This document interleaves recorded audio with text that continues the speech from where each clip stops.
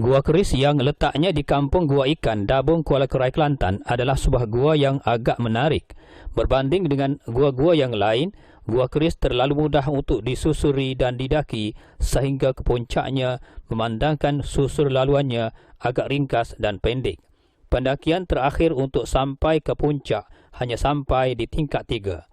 Sejarah dan asal-usul dinamakan Gua Keris berpunca daripada bongkah batu yang menyerupai sebilah keris yang seolah-olah terpacak di tingkat 1 dan boleh dilihat oleh setiap pendaki apabila tiba di tingkat berkenaan. Dikatakan juga bersebelahan bongkah sebilah keris ini dihuni oleh seorang pertapa atau digelarkan sebagai pendeta. Berikutan terdapat sebuah tempat yang agak bersih, apatah lagi kolam yang dikatakan tempatnya mengambil air wuduk sentiasa ditakungi air yang menitis dari puncak gua. Menyedari betapa menariknya gua berkenaan yang terletak bersebelahan jalan utama berhampiran Gua Ikan, kira-kira 150 km dari Bandar Kota Baru, Kelantan itu, pada 10 November 2012 kami telah melakukan ekspedisi Gua Keris. Di antara peserta ekspedisi kami terdiri daripada Azmi Muhammad Saleh, Anwar bin Azmi, Azhar bin Azmi, Anis Sabirin bin Azmi, dan Muhammad Abid Saidin atau Abid. Ekspedisi kami turut dibantu oleh jurupandu Tengku Muhammad Nasiruddin bin Tuan Ramli yang merupakan remaja dan penduduk tempatan. Kami bertolak dari Kota Baru, Kelantan jam 10.20 pagi dan kami tiba di Kampung Gua Ikan berhampiran Gua Keris itu jam 1.45 petang. Tiba-tiba kami disambut dengan turunan hujan yang agak lebat yang melanda Dabung ketika itu. Kami mula memasuki Gua Keris jam 2.15 petang setelah hujan didapati reda melalui muka gua berkenaan yang dilindungi hutan dan semak samun yang tumbuh subur. Berikutan itu kami terpaksa meredah semak samun berkenaan untuk tiba di muka Gua Keris dalam keadaan becak air dan lumpur. Tidak sampai 5 minit ketika kami bergerak di kawasan lembah itu, lumpur mula terpercik mengotorkan pakaian kami. Setibanya kami di muka gua tersebut, langkah pertama kami ialah membersihkan muka gua berkenaan yang telah dilitupi semak samun dan kayu-kayu patah yang merintangi muka gua berkenaan. Setelah segalanya selesai, kami meneruskan perjalanan menyusuri muka Gua Keris itu. Ternyata suatu lagi halangan untuk memasuki muka Gua Keris apabila peserta kami terpaksa melangkah masuk ke gua berkenaan seorang demi seorang dengan cara berjalan dalam keadaan tunduk, dan badan pula terpaksa mengiring melalui laluan caruh air selepas hujan turun dengan lebatnya di daerah Dabung ketika itu. Berikutan laluan dalam gua berkenaan agak sempit. Selepas berjaya melepasi ruang masuk pertama ke gua berkenaan, kami sekali lagi perlu bergerak seorang demi seorang secara meniarap dalam caruh air yang sedang mengalir dalam gua berkenaan. Ini kerana ruang gua tersebut hanya muat dilalui untuk seorang sahaja, dan jika kami tidak bergerak secara meniarap sebagaimana yang sepatutnya, peserta kami tidak akan dapat melepasi ruang masuk ke gua itu untuk tiba di sebelah sana. Apatah lagi keadaan gua berkenaan yang agak gelap, kami terpaksa menggunakan bantuan lampu suluh.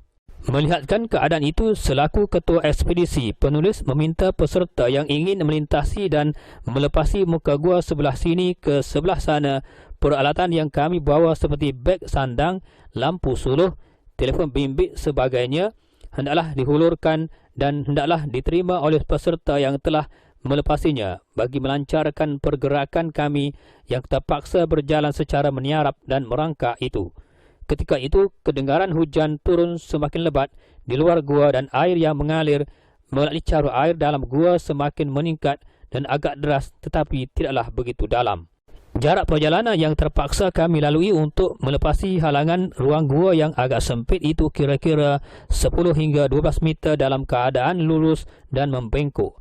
Bagi peserta yang mempunyai badan yang agak kurus, memang agak sesuai dan akan berjaya melepasi halangan ruang gua tersebut. Namun bagi yang bertubuh agak gempal dan gemuk, kemungkinan tidak akan dapat melepasinya. Dari arah muka gua keris yang terletak di tingkat bawah, kami terus menyusur gua berkenaan untuk mendaki ke tingkat 1. Di tingkat 1 dalam gua berkenaan, kami lihat dalam gua berkenaan agak luas dan dari makluman jurupandu kami, Tengku Muhammad Nasiruddin Tuan Ramli berkata, gua berkenaan muat diduduki lebih daripada 10,000 orang. Keadaan batu-batunya agak menarik yang dipenuhi dinding. Keadaannya juga agak bersih dan menarik mata memandang.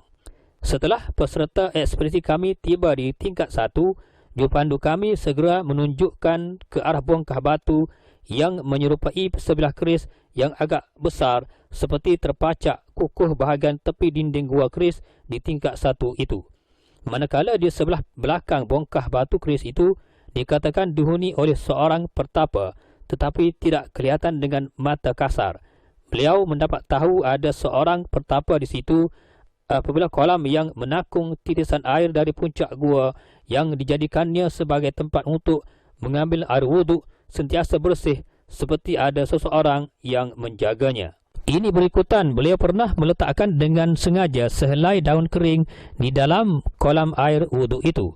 Dengan tiba-tiba didapati daun kering tersebut segera dibuang. Bukti lain pula, apabila tiba malam hari, beliau sering mendengar bunyi suara orang sedang berzikir yang dapat didengari dengan agak jelas dari kaki gua keris itu untuk menunjukkan ada penghuni dalam gua berkenaan yang tidak dapat dilihat dengan mata kasar. Kemudiannya kami meneruskan perjalanan menyusur gua untuk naik ke tingkat 2 pula. Untuk naik ke tingkat 2 gua keris itu, kami perlu keluar dari gua berkenaan dan kami perlu menyusur dan mendaki melalui lereng gua keris kerana tiada laluan dalam gua berkenaan yang perlu kami daki. Beberapa ketika kami tiba di tingkat 2 gua tersebut dan kami dapati keadaan batu-batuan dalam gua di tingkat tersebut dipenuhi dinding dan sekali lagi peserta kami terpaksa berjalan secara membengkok. Kelihatan kebanyakan tempat dalam gua di tingkat berkenaan seolah-olah seperti tempat tidur yang dilingkari bilik-bilik. Di kawasan ini agak sesuai untuk dijadikan tempat tidur memandangkan suasana dan tempatnya yang agak bersih. Di sebuah batu putih bercahaya, kami diberitahu oleh jurupandu kami bahawa batu itu pada masa beliau masih kanak-kanak, sesiapa yang tiba di situ akan dapat melihat dan terpegun dengan satu kalimah Allah yang didapati dengan agak jelas. Namun, disebabkan sikap segelintir pendaki, kalimah Allah itu kini telah didapati pudar kerana dikatakan ada pendaki yang telah mengijaknya. Sebab itulah, kawasan berkenaan telah dilingkari atau dipagar dengan tali untuk mengelakkan pendaki seterusnya memijak kawasan dan batu berkenaan. Di tingkat 2 gua keris ini juga penulis dapat melihat seketul bongkah batu yang menyerupai seekor katak berwarna putih betul-betul menghadap laluan ke dinding gua. Apabila dirakam menggunakan lampu kamera, keadaan cahayanya agak biasa. Namun apabila dirakam menggunakan infrared, kelihatan cahayanya berwarna hijau bercampur putih. Begitupun penulis juga dapat merakam bongkah batu yang agak panjang. Apabila dilihat dengan jelas wujud objek aneh, sekali lihat seperti seorang tua berjanggut putih muncul dalam kamera penulis. Dalam masa setengah jam kami melihat suasana dalam gua di tingkat 2 itu, kami mula beredar untuk mendaki ke tingkat 3 sebagai destinasi terakhir peserta kami dapat menjelajah dan menakluk gua keris di daerah Dabung itu. Untuk naik ke ruang gua di tingkat 3, kami perlu menyusur badan secara membongkok, tidak sebagaimana di tingkat 1 tadi. Beberapa minit sahaja kami kemudiannya tiba di tingkat 3 jam 4.05 minit petang yang dianggap puncak gua keris dan destinasi terakhir setiap pendaki akan tiba dalam gua itu. Selepas meletakkan beg sandang, kami mula membuka bekalan makanan dan minuman yang dibawa dari rumah. Kami berkelah dalam gua keris di tingkat 3 sebagai meraihkan kejayaan peserta kami dapat menyusur, menjelajah dan menakluk gua keris. Setelah dapat menikmati hidangan, makanan dan minuman, kami berehat beberapa ketika sebelum beredar pada jam 4.30 petang. Apabila ditanya tentang jumlah pendaki dan penyusur gua yang pernah masuk ke Gua Keris, Tengku Muhammad Nasruddin berkata, ketika zaman persekolahannya pada tahun 2005, beliau pernah memandu kira-kira 100 pelajar sekolah menengah Dabung termasuk guru-gurunya. Selepas itu pernah 20 orang pendaki dari Amerika Syarikat yang datang ke Gua Keris turut dipandu olehnya. Terbaru pula pada tahun 2012 ini katanya seramai 50 orang tentera dari kamp Desa Pahlawan juga dibawa oleh beliau untuk melihat suasana dalam Gua Keris itu. Bagi kanak-kanak dan remaja tempatan iaitu penduduk asal di Gua Keris itu, mereka sering jadikan Gua Keris sebagai tempat permainan dan senda gurau kerana menganggap gua itulah dunia kedua buat mereka. Tepat jam 4.30 petang, peserta ekspresi kami mula beredar lalu meninggalkan ruang tingkat 3 dan puncak Gua Keris.